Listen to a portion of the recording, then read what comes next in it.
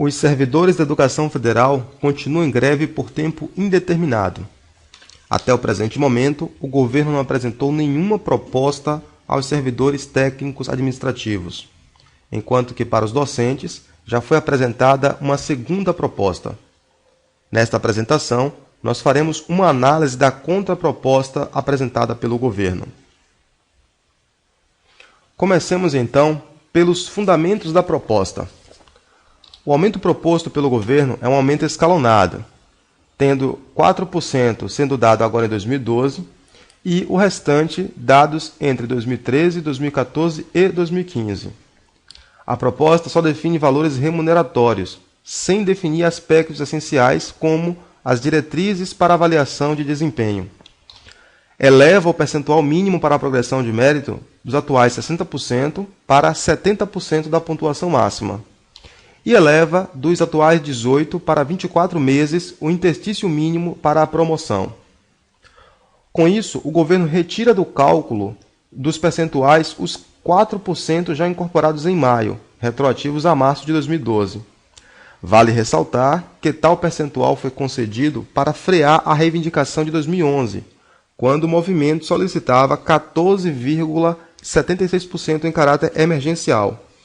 A nova proposta mantém os 24 meses de interstício mínimo para a promoção e não discute o percentual mínimo para a aprovação na progressão por mérito, donde subtende-se que está mantido os 70% para tal pleito.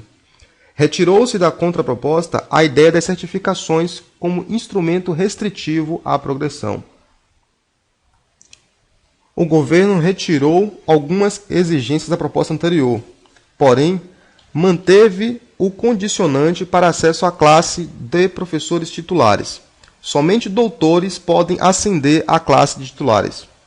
Retoma a aceleração da promoção por titulação, retirando a exigência da avaliação de desempenho nesse pleito específico. O governo agora abre a possibilidade de concurso para o cargo de professor titular. Mantém a necessidade de regulamentação futura para as avaliações de desempenho.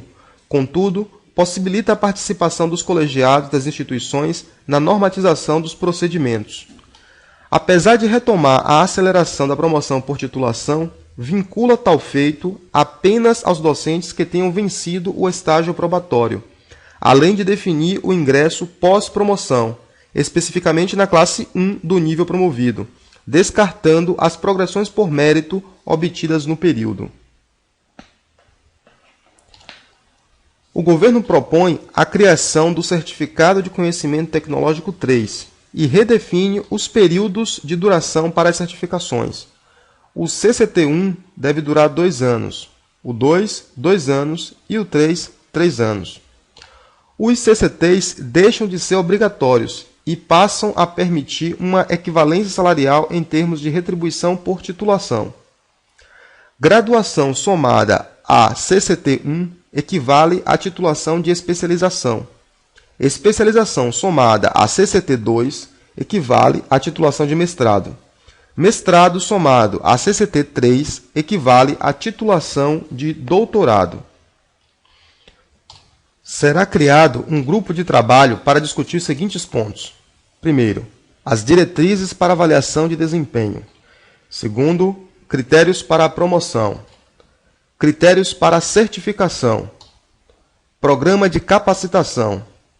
Critérios para a fixação do professor em local de difícil acesso.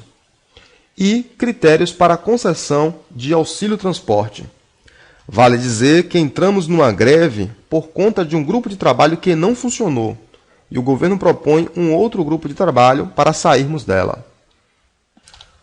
A seguir, apresentamos a tabela com a proposta de reenquadramento da carreira EBTT. Observe que os docentes que estão nos níveis 1 e 2 da atual classe D1 passam a ocupar o nível 1 da nova classe D1, enquanto que os docentes que estão nos níveis 3 e 4 passam a ocupar o nível 2 da nova classe. Os docentes nos níveis 1 e 2, que estão na classe D2, passam a ocupar a classe D2 nível 1, Os docentes que estão nos níveis 3 e 4 passam a ocupar a classe D2, nível 2. Com isso, o governo diminui de 17 para 13 STEPs e aumenta o interstício de 18 para 24 meses. E com isso, ele mantém o mesmo período para se chegar ao topo da carreira. No entanto, na nova proposta, o governo mantém a necessidade do título de doutor para a classe titular, algo que não acontece na atual carreira. Apresentamos aqui um resumo da atual proposta. Os docentes que possuem apenas graduação estarão na nova classe D1. Docentes com mestrado ou com especialização mais certificado de conhecimento tecnológico 1 estarão na classe D2. Docentes com doutorado ou docentes com mestrado mais certificado de conhecimento tecnológico 2 estarão na classe D3. Docentes com doutorado ocupam a classe D4 e docentes com doutorado poderão ascender à classe de titular. Com isso, apesar de avançar em relação à primeira proposta, a contraproposta do governo piora sobremaneira a estrutura atual da carreira. Hoje, qualquer docente poderia chegar ao topo. No entanto, na nova proposta, um graduado só poderia chegar até a classe D3.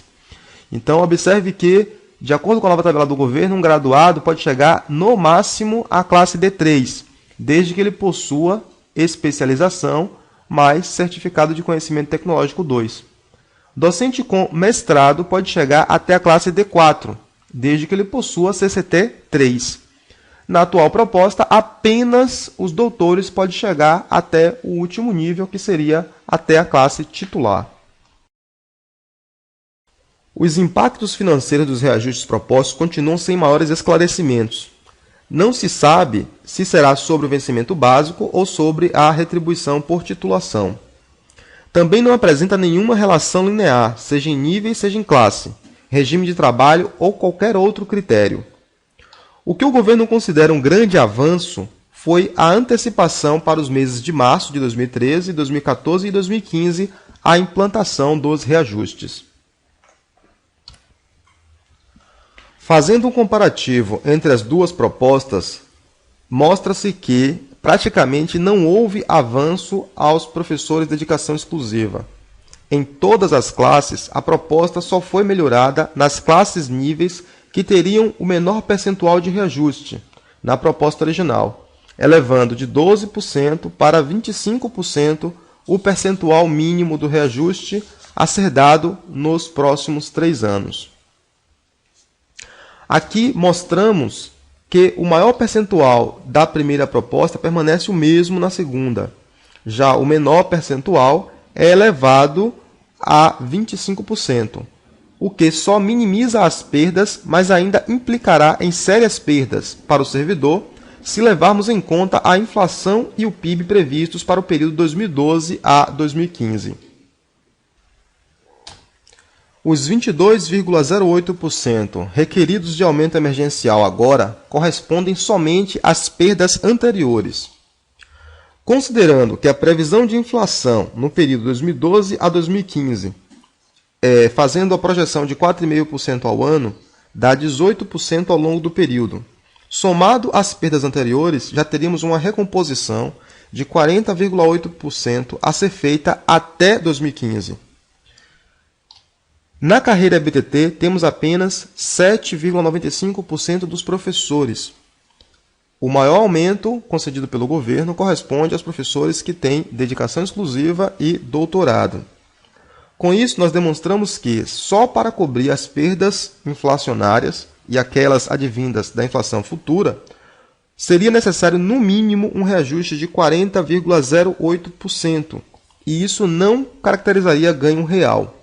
Contudo, a maioria dos professores terão, segundo a nova proposta, reajustes que são inferiores à reposição inflacionária do período. Nesta tabela, nós utilizamos um quadro apresentado pelo MPOG para justificar o ganho real dos servidores EBTT no período de 2002 a 2015. O docente EBTT-DE com doutorado é quem teve o maior percentual de reajuste, correspondendo a 74,3%, enquanto que o docente EBTT 40 horas com mestrado é quem teve o menor percentual de reajuste.